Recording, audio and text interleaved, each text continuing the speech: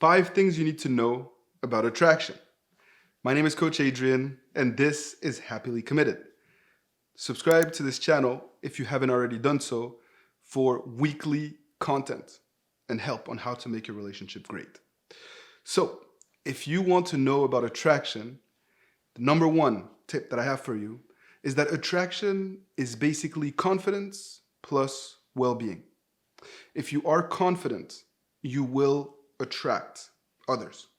And if you are in a state of well-being and happiness, you will also attract your significant other or the person of interest.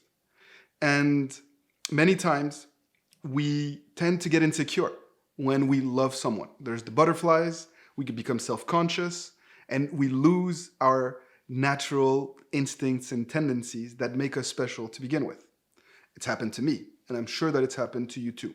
That's why you can be very comfortable and confident in talking to many men, but as soon as you're talking to that one guy that you care about, all of a sudden you lose yourself and you don't know how to behave, how to stand, or how to sit, and you lose confidence. So it's very important for you to work on your confidence in order to maximize your attraction power. And at the same time, you need to be in a state of well-being. If you're anxious, if you're insecure, if you're not at peace with yourself, or if you're not enjoying the moment, it's very difficult to be your best self. So tip number 2, make sure that you are in your element and doing things that you actually enjoy doing if you want to maximize your attraction power. It is a lot easier to be smiling and happy and confident if you are surrounded by friends and people that you normally hang with, rather than if you're in a totally different environment with people that you don't know. And similarly, I want to make sure that you are also aware of the things that you should not be doing. It's good to stretch your comfort zone, but if you want to maximize that attraction power, perhaps it's best to do things that you know that you enjoy and where your significant other is going to be able to connect with you and not try to reinvent the wheel on a first date, for example. In order to take it even further, I urge you to display your quality, strength, and attributes. This is not about being a show-off or being self-conscious or being vain, but it's important for you to make sure that you know what you're good at, what your quality traits are, and that you showcase and display those to the person that you want to attract. Because it's usually our good qualities that attract someone to us, the things that we naturally are good at, right? And if you don't know what those are, you may miss out on an opportunity to connect with this person that you want to attract. It is important also, tip number 4, that you stop seeking validation and attention.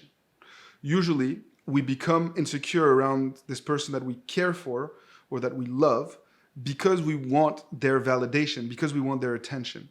And in order for you to continue to be yourself, you need to remind yourself not to give them your undivided attention, not to live in a world where they are the only ones that exist. Stop neglecting friends, family members, or your responsibilities just because you're falling for someone.